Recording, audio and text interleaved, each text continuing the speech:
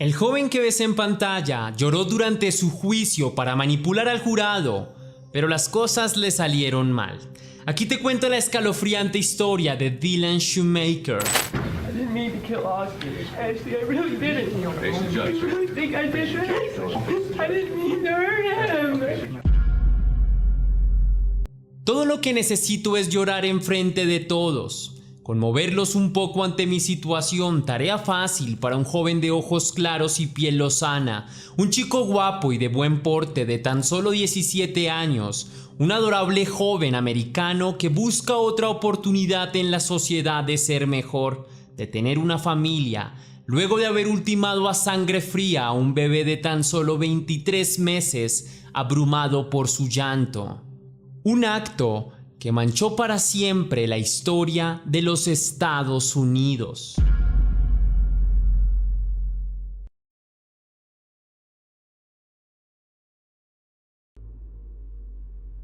El 9 de enero del año 1997, nace Dylan Shoemaker en los Estados Unidos, un joven con muchos problemas familiares y una vida que puede considerarse difícil. Sometido al abandono y al descuido, aún así logra relacionarse con una mujer de la que se enamora y cuida de él, la señorita Ashley Smith, de 19 años, quien tiene un pasado amoroso importante con otro hombre. 2 hijos han nacido de esa relación anterior, pero aún así para Dylan ella era importante en su vida y quería intentar tener un amor idílico, por lo que decide formalizar una relación sentimental con la joven. El adolescente Dylan Shoemaker, aunque es todavía muy joven, se lleva bien con sus hijastros y con su novia, aunque a veces siente que los demás solo se aprovechan de él, pues suele ser bastante ingenuo. El joven en cuestión sufre de espontáneos ataques de ira y depresión, inclusive ha llegado a ser violento con otras personas, pues suele guardarse sus opiniones y comentarios hasta que no puede contener sus emociones, estallando de rabia con pensamientos atorados en su cabeza, por lo que termina por cometer locuras y acciones de las que realmente se arrepentiría después. Acciones en las que siempre terminaba alguien herido físicamente, pero lo más preocupante es que cada vez que explotaban sus emociones, se iba escalando su nivel de maltrato, una señal de alarma que daría aviso a su futuro criminal. Dylan, junto a su novia, la señorita Ashley Smith, viven en Coach Run Avenue en Springville, en el condado de Utah, en Estados Unidos. Allí es donde se conocieron y empezaron a formalizar citas románticas. Ashley Smith, madre biológica de los 2 niños, trabaja hasta altas horas de la noche en un restaurante local. Muchas veces debe hacer turnos largos y nocturnos, por lo que debe dejar sus hijos al cuidado de otras personas, muchas veces amigas o familiares cercanos, como por ejemplo sus abuelos maternos. Un trabajo que, por lo extenuante que puede llegar a ser, ha cambiado el estado de ánimo de Ashley, quien a veces no quiere hablar con nadie y lo único que anhela es tocar la cama para descansar. Imprevistamente, la señorita Ashley Smith se ve implicada en serios problemas con su familia, con sus padres y algunas amistades, por lo que es echada de su casa junto a sus 2 niños, sin que nadie se compadezca de su situación, sufriendo en yugo del rechazo familiar por ser una joven madre soltera, acusándola de ser irresponsable y libertina, algo que ella no comprendía, pues sabía que no era irresponsable porque nunca faltaba a su empleo y cumplía con sus deberes laborales, pero estaba olvidando que también tenía deberes familiares como madre de 2 hijos. La joven madre trata a su manera de salir adelante pese a las adversidades, por lo que alquila un departamento y luego decide convivir con su novio de 17 años, yéndose a vivir juntos, tratando de empezar una vida en común, haciéndose cargo mutuamente de la responsabilidad de tener 2 niños pequeños y de las presiones de la vida adulta, lo que resulta ser demasiada demanda para los 2 jóvenes que conocerían la desgracia mientras la vida misma los hacía madurar.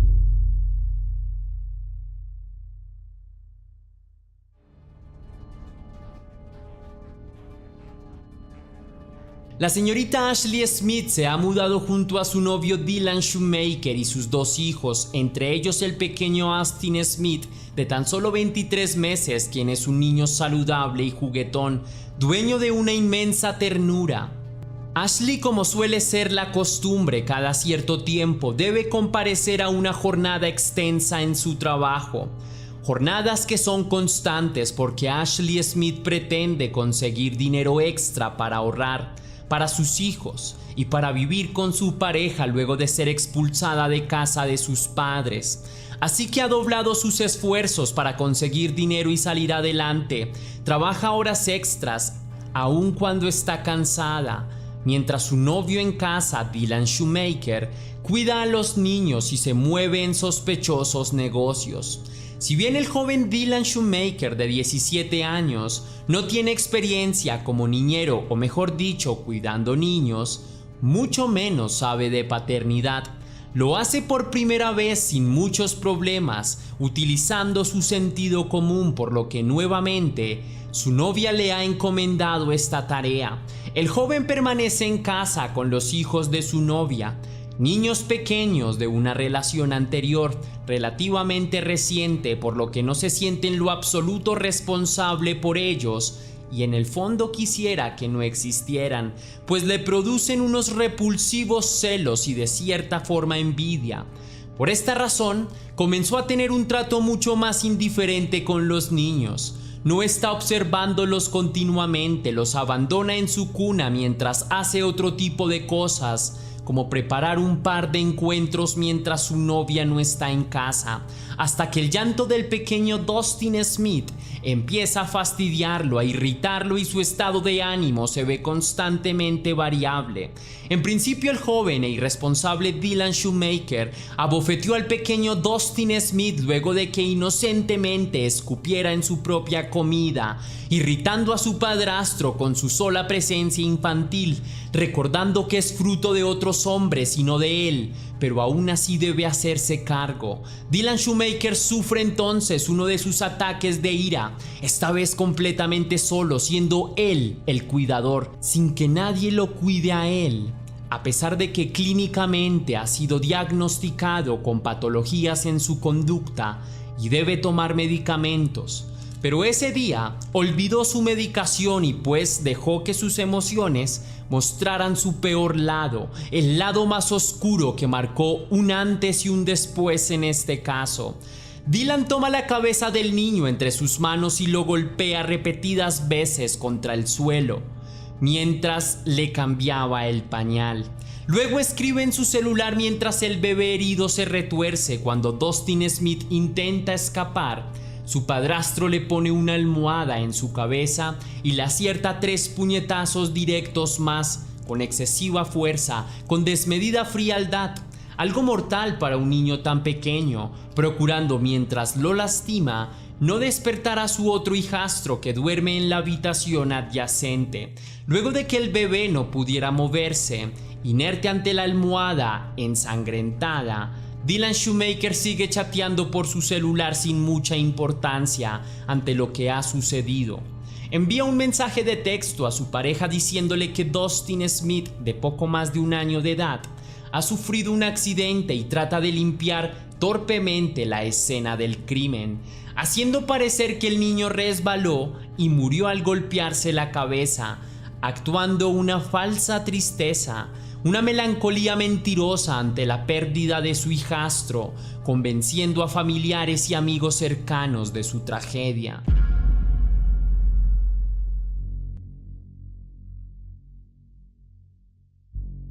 Sin embargo, la policía veía en el joven de 17 años un potencial sospechoso, a pesar del falso llanto de la adolescente. Los médicos forenses publicaron el resultado de sus análisis tras la autopsia, demostrando que el pequeño Dustin Smith no había muerto tras un accidente al resbalar como Dylan Shoemaker lo describía, sino que por el contrario, había sido ultimado brutalmente por los actos de un ser humano. El informe oficial de los investigadores describe cómo la víctima sufre de la ruptura de varios vasos sanguíneos en el oído izquierdo. cerca de su ojo derecho, así como varias hemorragias internas luego de los puñetazos. También hay en el cuerpo del niño numerosas contusiones y abrasiones en varias partes de su torso, sus glúteos, cabeza y su semblante. La causa de la muerte fue diagnosticada como lesión axonal difusa dentro del cerebro del infante, debido a las fuertes sacudidas de la cabeza del menor hacia adelante y hacia atrás, resultado de la paliza que el acusado admitió infligir al niño luego de sufrir un ataque de ira mientras se supone que cuidaba a los pequeños.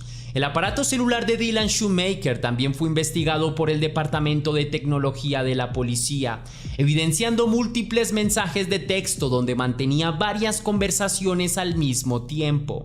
Por una parte, hablaba con su novia informándole que su hijo había sufrido un accidente, resbalándose al caer mientras jugaba por ahí. En otra charla coqueteaba con una presunta amante, evidenciando un lenguaje sugestivo y sexual con ella, y en una tercera conversación trataba de vender narcóticos a un sujeto de su misma edad, lo que no hablaba muy bien de sus andanzas o de sus antecedentes como joven padre de familia. Otra señal de descuido ante el menor de edad que terminó su vida a golpes. Dylan Shoemaker fue arrestado luego de que los investigadores analizaran las evidencias en su contra, bajo el cargo de asesinato en segundo grado. Antes de emitirse la fecha formal del juicio, se logra interceptar una conversación telefónica del adolescente con su madre dentro de la correccional donde se encuentra recluido. Allí le indica a su madre que no debe preocuparse, pues al ser él un joven rubio de 17 años, todo lo que debe hacer es llorar y provocar lástima en el tribunal, para que se conmuevan con su situación y así obtener una condena más laxa. Dice a mamá que para él será muy fácil persuadir al jurado, pues ya sabe cómo debe actuar y qué es lo que debe decir en el tribunal. Mientras decía esto, era radiado y escuchado por detectives que ya conocían de antemano el plan de Dylan. I didn't mean to kill Austin. Ashley, I really didn't. I really think I did that. I didn't mean to hurt him. Dylan Shoemaker walked into a state Supreme Courtroom pleading his case, telling his victim's mother and the court he's remorseful for what he did. Efectivamente, durante su juicio el adolescente empaña su rostro con lágrimas y lloriqueos, desgarrándose en llanto durante varios momentos de la plenaria. Se filtran videos de su patético comportamiento en redes sociales y finalmente su llanto no parece conmover a nadie. Todos estiman que se trata de una mala actuación solamente, pues sus crímenes son aberrantes, incluso para un joven de su edad que sabe perfectamente distinguir lo correcto de lo incorrecto, comprendiendo plenamente que golpear hasta llevar a otro mundo a un niño de poco más de un año es un acto sin justificación alguna. A young convicted killer cries in court before learning his fate for the violent of his girlfriend's son. Por esta razón, luego de un breve tiempo, el jurado decide que Dylan Shoemaker sea condenado a cadena perpetua, a 25 años de prisión, siendo elegible para libertad condicional hasta el 12 de marzo del año 2031. Luego de conocer su veredicto, el joven se disculpa ante todos en el tribunal de Buffalo. Sus lágrimas se hicieron reales al conocer su condena, al descubrir que arruinó su vida.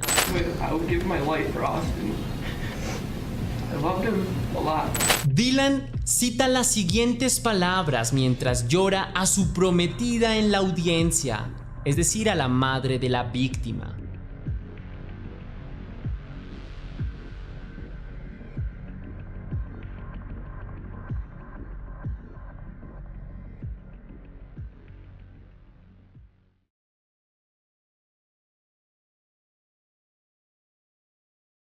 El hombre que ves en pantalla ha sido uno de los criminales más prolíficos de toda la historia.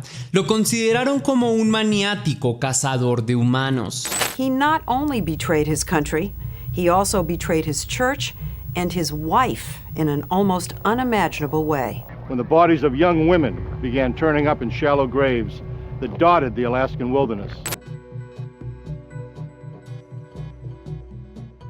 En los 70, cientos de meretrices y mujeres en Alaska, Estados Unidos, vivían atormentadas y temerosas de salir a las calles a trabajar o divertirse al anochecer. El rumor decía que había un nuevo asesino serial suelto acechando mujeres jóvenes, pues desde hace tiempo había menguado la oferta de concubinas que trabajaban en el alquiler de cuerpos para ratos íntimos, desapareciendo chicas esporádicamente, además de que las mujeres que prestan estos servicios siempre han sido un blanco ideal para varios criminales. Robert Christian Hansen es el homicida serial confeso, quien personalmente elegía mujeres vulnerables, especialmente aquellas que no tuvieran nexos o, en su efecto, poca relación con sus familias. De esa manera, las consideraba más frágiles que él, a quienes sometía con violencia para realizar todo tipo de vejaciones íntimas. Antes de torturarlas y someterlas por varios días a kilómetros de la ciudad, obligándolas a correr por su vida en campo abierto, mientras a la distancia él solo observa a través de la mira de su fusil Roger Mini 14. Robert Hansen nace en Esterville, en Iowa, Estados Unidos, el 15 de febrero de 1939. Robert trabajó en el oficio de su padre, la panadería, desde muy joven, aunque su relación con su progenitor no era la más saludable. Era víctima de violentas golpizas cuando era niño, reprimendas para cuando cometía errores o dejaba quemar el pan. Su padre era un inmigrante danés con problemas de temperamento, quien de mala gana debía cuidar de su hijo Robert Christian Hansen. Tuvo una infancia turbulenta y complicada. En su infancia, las palabras amor y familia no eran más que palabras poéticas que no tenían ninguna relevancia. Por lo tanto, su niñez no fue idílica, no solo porque debía trabajar con su padre desde muy joven o por las palizas a las que constantemente era sometido. También sufría serios problemas de autoestima debido a su poco agraciado semblante, lleno de acné por toda su cara, el cual dejó en su rostro cicatrices permanentes. Esto lo llevó a ser muy tímido y ensimismado. Tenía problemas con la pronunciación de ciertas palabras. Se avergonzaba de mostrar su rostro. Era bastante solitario y depresivo. Constantemente era rechazado por las mujeres atractivas de su colegio, quienes además se burlaban de él en público y lo ridiculizaban ante sus compañeros. Al crecer, esta situación se hizo constante, diaria, cotidiana, lo que lo llevó a desarrollar una profunda misoginia, una rabia interna por el género femenino, un odio que alimentaba con retorcidos pensamientos hacia ellas, donde todo lo malo que te puedas imaginar era de su antojo, disfrutando de una imaginación macabra, anhelando que un día sería capaz de materializar todos aquellos oscuros pensamientos. Su solitaria personalidad lo llevó a aislarse con el pasatiempo de la caza. Amaba estar a solas en el bosque o en la montaña con su fusil, disparando a animales indefensos mientras no lo ven, solo para coleccionar partes de su cuerpo como los cuernos o las pieles. Algo muy similar a sus prácticas como asesino serial en potencia. La caza que practicaba no era ilegal en Alaska, estaba amparada por la ley para el control de especies, permitiendo cazar a ciertos animales cuando su población se excede, hasta ser un riesgo para otras especies. Según la temporada, hay momentos perfectos para salir a cazar. Además que disfrutaba de este espacio porque era un lugar en donde no se sentía excluido por su extraña manera de ser. Robert Christian Hansen en el año 1957 decide enlistarse en el ejército de los Estados Unidos, donde sirve por unos años antes de que sea dado de baja. Allí conoció a personas que lo llevaron a lugares mucho más lejanos, las zonas comunes para la caza, cuyo acceso era solo en avión o barco. Con el tiempo pondría una cabaña en estos lugares remotos, Posteriormente trabajó en la Academia de Policía de Pocahontas en Iowa. En esa época también se enamoró de una mujer joven con quien se casó en el año 1960. Queriendo rehacer su vida y quizá dejar de pensar en tanta sangre, pensaba que el amor podría ser la cura que un loco necesitaba, pero estaba equivocado. Poco tiempo después, fue arrestado por varios delitos relacionados al hurto y al vandalismo. Intentó quemar varios buses escolares dentro de un garaje. El 7 de diciembre de 1960, de la Comisión de Educación del Condado de Pocahontas, por lo tanto, fue condenado a 3 años de cárcel, de los cuales solo pagó 1,5. Durante su tiempo en prisión, su mujer organizó los trámites para el divorcio, harta de la actitud errática y criminal de su esposo, pues además de eso comenzó a ser celoso y posesivo, una clara señal de que atentaría con ella si no hacía caso a sus órdenes. Robert Christian Hansen, al salir de prisión, decidió darle una oportunidad más al amor, una en la que pudiese mejorar los errores que tuvo en su pasado, por lo que conoció a una nueva mujer y se casó con ella en 1993.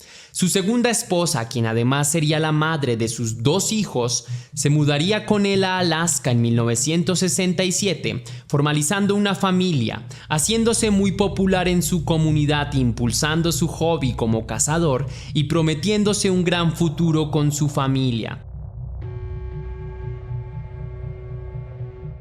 Cindy Paulson, de 17 años, corre semidesnuda por la carretera, buscando a alguien que pueda ayudarla a escapar de su agresor. Momentos antes de su huida, un sujeto intentó meterla en la cabina de su avioneta privada. Pretendían llevarla a una cabaña lejana para desaparecerla tras un disparo de su fusil.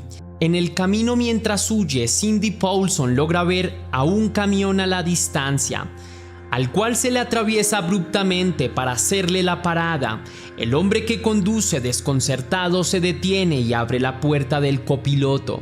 Cindy sube al camión, pide ayuda al conductor mientras cuenta su historia, le indica que la lleve a un hotel cercano, pues acaba de escapar de un psicópata que quiso acabarla y que él estaba muy cerca de ese lugar. Juntos acuden a la policía, donde la mujer declara que trabaja como meretriz, que conoció a un sujeto de nombre Robert Hansen, quien le ofreció dinero a cambio de una felación. Al aceptar y subir a su auto, fue amenazada con un arma de fuego y abusada en repetidas ocasiones por Robert Hansen, quien la llevó a su casa y la torturó durante varios días, además de mantenerla cautiva en una grotesca mazmorra. La mujer declara que alcanzó a escapar cuando el tipo trató de llevarla en una avioneta hacia un lugar distante, supuestamente para desaparecerla. Cindy declara haber dejado un zapato azul en el auto de su agresor como prueba de su declaración. Varios agentes de la policía llegaron al motel Mosh Inn, lugar en donde Cindy esperaba a su novio y a los oficiales tras su escape. Todavía consternada por el suceso, los policías encontraron a la mujer esposada y sola en una de las habitaciones del motel. El conductor del camión siguió su camino, pues debía trabajar y no quería involucrarse con este suceso criminal.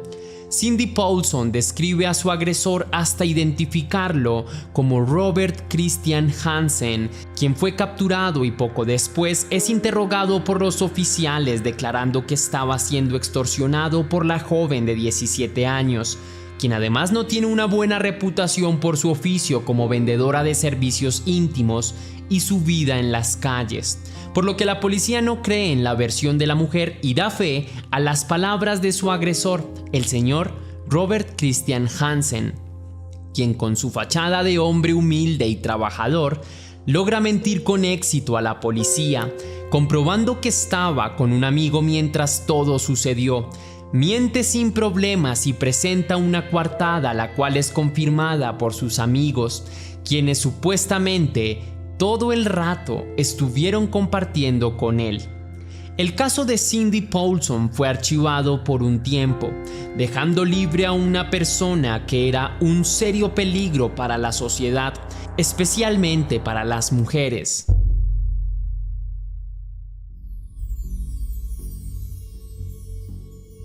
Dos policías de Alaska que suelen practicar también la caza en bosque y montañas encuentran un cuerpo en el bosque perforado por varios disparos de arma de fuego. Se trata de restos de mujeres que fueron acabadas alrededor de Anchorage Seaward, Valle de Matanuska, Susitna.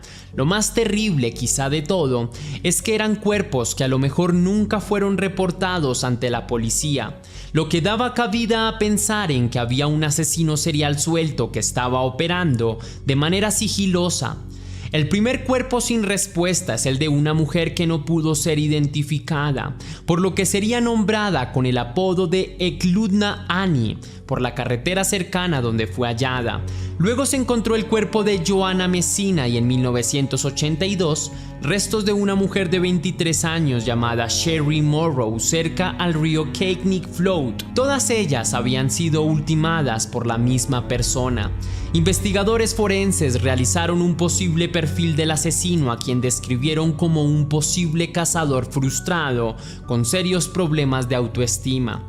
Las mujeres eran en su mayoría meretrices, vulnerables, jóvenes y solitarias, quienes representarían supuestamente una presa fácil. Por el perfil psicológico de otros asesinos seriales, probablemente Robert Hansen coleccionaría objetos personales o partes de sus víctimas a modo de trofeo, de sentirse superior que sus víctimas y probablemente que la investigación policial misma. Por lo que la casa de Robert en poco tiempo fue allanada, así también sus propiedades, ya que cumplía con varios puntos de la descripción del posible asesino. El 27 de octubre de 1983 fueron inspeccionados su hogar, su auto y su avioneta meticulosamente, encontrando objetos como ropa de mujer y joyas pertenecientes a una de las mujeres desaparecidas. Se encontró además una gran cantidad de armas de alto calibre escondidas en el ático.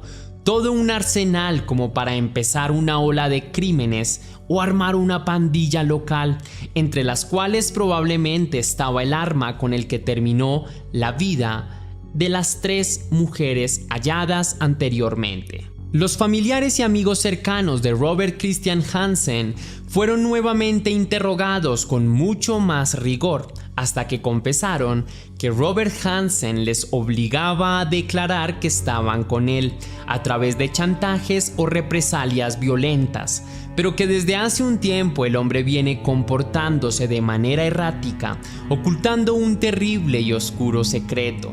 Finalmente Robert Christian Hansen confesó todos sus crímenes, una ola de crímenes con absoluta frialdad que inició desde 1971. Primero eliminó a varias mujeres jóvenes entre 16 y 19 años, luego a mujeres que vendían ratos íntimos o que trabajaban en clubes nocturnos como strippers, y Robert Hansen también confesó que accedió íntimamente a más de 30 mujeres en Alaska, Estados Unidos. Allí eliminó al menos a 17 de ellas, pero fue condenado solo por acabar a 4, luego de una amnistía por revelar las tumbas de las otras 13 mujeres. Los nombres de las mujeres por las que fue condenado son Sherry Morrow, Joanna Messina, Eklundna Annie y Paula Golding. Todas ellas pertenecían al mismo rubro laboral, y la mayoría perdió la vida en circunstancias similares. Además del secuestro y acceso íntimo de mujeres, fue acusado de asalto, secuestro, tortura, posesión de armas, fraude, robo y violencia doméstica, lo que lo posicionaba con un perfil de alta peligrosidad.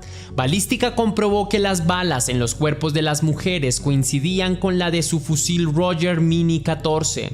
Además, se demostró que estas mujeres fueron vestidas después de ser eliminadas, pues aunque perecieron por impactos de bala, no hay orificios en los vestidos, por lo que las acabó desnudas. Un extraño mapa con una X donde presuntamente estaban los cuerpos de más mujeres fue hallado entre sus pertenencias. El trato que se hizo con el abogado a cargo de la defensa del asesino serial era que Robert Christian Hansen sería procesado solo por 4 crímenes, si personalmente ayudaba a encontrar los demás restos de sus víctimas, acuerdo que fue aceptado por las dos partes, aunque la opinión pública de la época no estaba de acuerdo, pues era como dejar impunes la vida de varias mujeres que perdieron sus sueños en manos de este psicópata. En su audiencia, y después de una deliberación que tomó varias horas, finalmente el jurado tenía una resolución para este caso. Robert Christian Hansen fue condenado a cadena perpetua por sus crímenes. El convicto personalmente enseñó a la policía 17 tumbas extra a las que esperaban en el sur de Alaska. 12 de ellas eran casos completamente desconocidos por las investigaciones. Robert Christian Hansen fue sentenciado a 461 años en prisión sin posibilidad de libertad condicional. Primero encarcelado en la penitenciaría Lewisburg de los Estados Unidos, ubicada en Lewisburg, Pensilvania. Pero en el año 2014 fue transportado al complejo correccional de Anchorage por motivos de salud. Y aunque pasó algunos años en la cárcel, Robert Christian Hansen falleció a la edad de 75 años en el Hospital Regional de Alaska en Anchorage el 21 de agosto de 2014 tras una enfermedad terminal. El hombre que ves en pantalla llevaba una doble vida como padre amoroso y responsable, pero también tenía su lado oscuro que lo llevó a un trágico destino. Horrific like this happened, it makes you want to go inside the mind of the person responsible to try to figure out how on earth is someone capable of doing something so venomous and violent.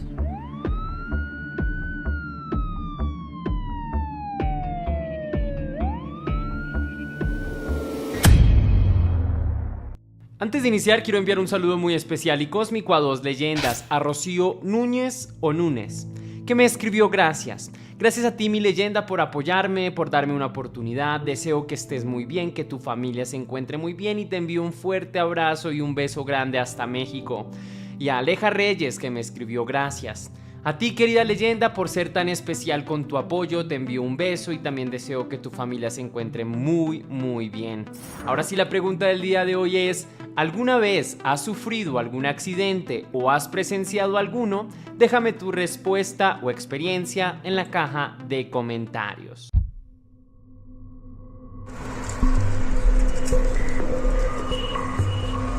El señor Lawrence Paul Mills, oriundo de los Estados Unidos, es un asesino serial con un arma homicida bastante particular, su propio vehículo, el cual usa para embestir a peatones incautos, para luego escapar acelerando, procurando no ser visto por nadie tras su accionar delictivo. Nació el 3 de septiembre de 1987 en Garden City, Michigan. Creció conociendo el vecindario. Tenía una fuerte pasión por los autos y las motocicletas. También disfrutaba de la noche y compartir con sus amigos en fiestas, de estar con personas extrañas y de conocer a nuevas mujeres. Trabajó en una pizzería de Allen Park, terminó su escuela secundaria y conoció a una mujer con la que tuvo un acercamiento sentimental. Y si bien las cosas funcionaron en un principio, luego de unos meses lo dejaría con el corazón roto y con un bebé en común a quien cuidar, al que por seguridad, al igual que en la mayoría de nuestros casos, nos abstendremos de dar el nombre oficial. No hay mucha información relevante o detalles de su vida personal antes del crimen, por lo que se especula que sus andanzas, desde lo que se puede ver en su perfil de Facebook, se trata de una persona con dos facetas de sí mismo completamente diferentes. Por un lado, un padre amoroso cuando está en casa, pero al mismo tiempo cuando sale a las calles, se muestra como un hombre peligroso, como bien advierte en la cita descriptiva de su perfil de internet. Soy el padre de un hijo increíble, buen amigo, buen chico, hasta que te cruzas conmigo de la manera equivocada. Se ven cientos de fotos en compañía de su hijo, compartiendo momentos felices y situaciones de amor sincero. no hay duda de que pudo ser un padre amoroso y responsable, pues en los comentarios parece que no hubiera críticas hacia su paternidad. No obstante, hace contraste también con su faceta libertina, bebiendo cervezas y cócteles en bares y discotecas, pareciendo un joven soltero despreocupado antes que un personaje tan peligroso. Por eso el famoso refrán que reza, las apariencias engañan, es muy sabio y hay que prestarle mucha atención. Sin embargo, también hay otras fotografías donde es evidente que disfrutaba de su vida solitaria. Tal vez su exnovia, la madre de su hijo, lo abandonó por mujeriego, tal vez no. Lo que sí es verdad es que el señor Lawrence Paul Mills era un constante consumidor de la industria para adultos y coleccionista de material para adultos. También pagaba por servicios de chicas jóvenes que alquilaban su cuerpo para ratos íntimos, alquilando favores íntimos a mujeres que trabajaban en la calle con este oficio.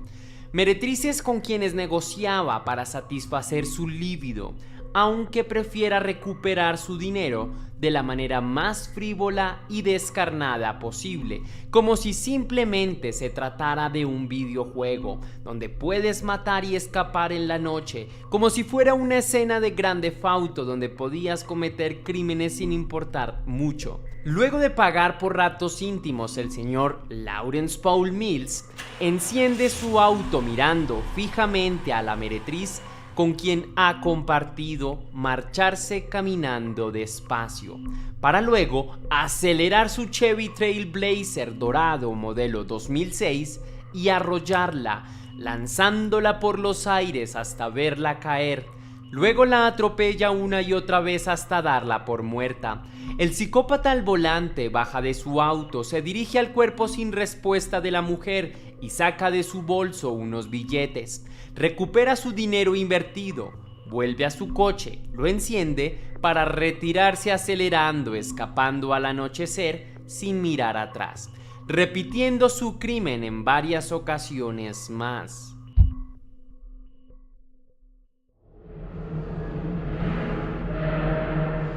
El señor Lawrence Paul Mills solía frecuentar con mujeres que venden servicios íntimos para acudir a sus noches eróticas, incitándolas previamente, luego de investigar un poco sobre sus vidas y quiénes eran, para luego atropellarlas a bordo de su camioneta, una Trailblazer dorado modelo 2006, la cual fue constantemente restaurada tras los homicidios, pues terminaba con abolladuras y partes rotas que debían ser reparadas tras cada accidente.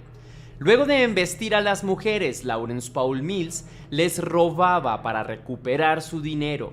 Se desconoce si también guardó para sí mismo artículos de valor como joyas o prendas para coleccionar, como suele ser el patrón común en varios asesinos seriales que conservan pertenencias de sus víctimas como fetiche. Las víctimas no siempre morían tras los impactos del vehículo.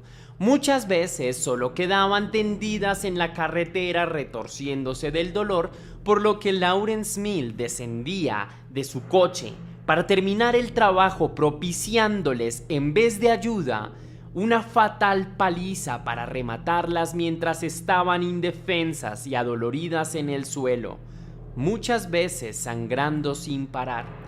Pero este hombre nunca sintió remordimiento ni compasión por alguna de sus víctimas.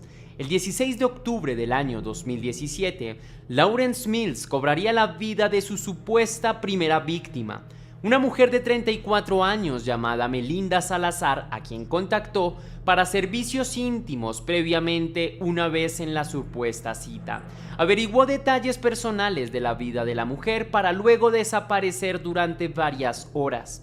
Su cuerpo sin respuesta y atropellado fue encontrado poco tiempo después boca abajo, atascado entre la nieve, en la calle Campbell, al suroeste de Detroit, con sus órganos gravemente afectados y varios huesos rotos. Una semana más tarde, otra mujer encinta fue atacada, arrollada varias veces por el mismo coche, pero en esta ocasión, la mujer herida y con varios huesos rotos logra escapar y reportar a la policía, mientras Lawrence Paul Mills escapa acelerando su coche. Lamentablemente, su accidente generó un aborto y no se pudo salvar a su futuro bebé. El 17 de marzo del año 2017, entre las calles Michigan y St. James, otra mujer fue arrollada fugazmente por un auto fantasma que sin luces la embistió. Aunque varios huesos rotos resultaron tras su accidente, ella también logró sobrevivir por fortuna. El cuerpo de otra mujer llamada Mary Penegor, de 32 años, también trabajadora de la calle y del entretenimiento adulto, fue encontrado en la misma calle donde aparecieron los cuerpos de otras de las víctimas, atribuyéndose el delito a un mismo asesino serial que utilizaba como método su propio vehículo para cometer estos tipos de crímenes. Se teoriza que en todos los ataques realizados el perpetrador es el mismo, Lawrence Paul Mills, quien tenía acceso a varios vehículos, incluyendo algunos de domicilios en la pizzería donde trabajaba.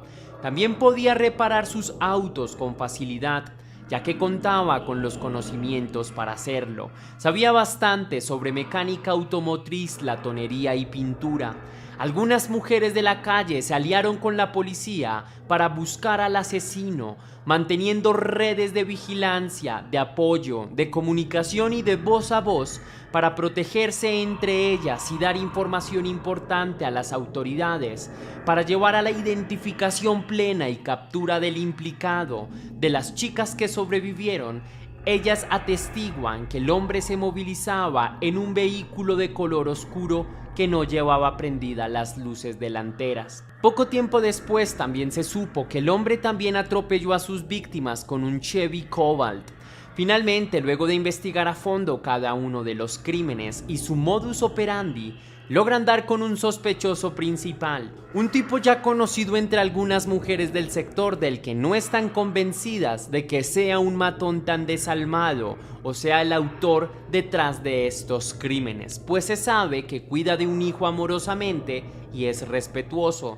También es amable con algunas de las chicas del sector, por eso algunas mujeres no creen que sea él.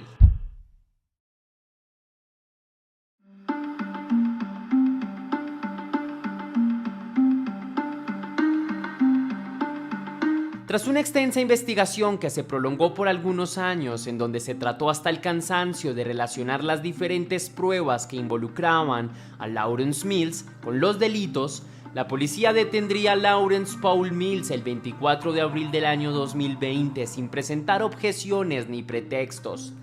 El hombre, cuando se le fue notificado que iba a ser privado de su libertad, se mostró tranquilo, siquiera cuestionó la decisión. Solo acató cada una de las órdenes que daba el detective.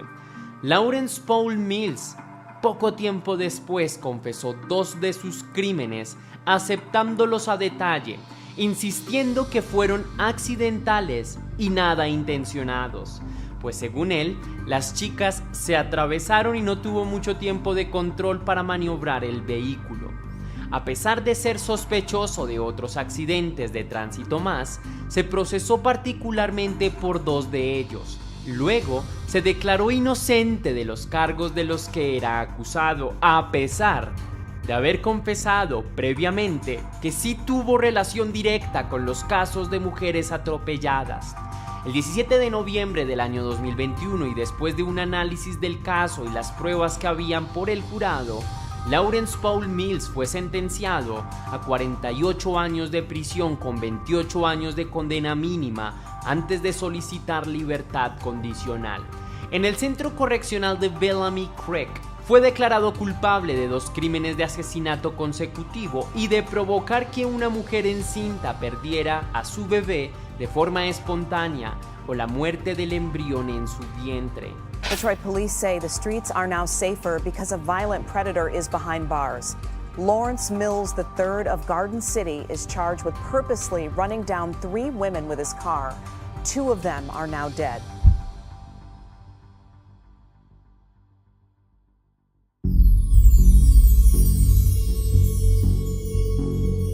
Un documento ha llegado a la prensa en donde Lawrence Paul Mills redacta a puño y letra su estancia en prisión.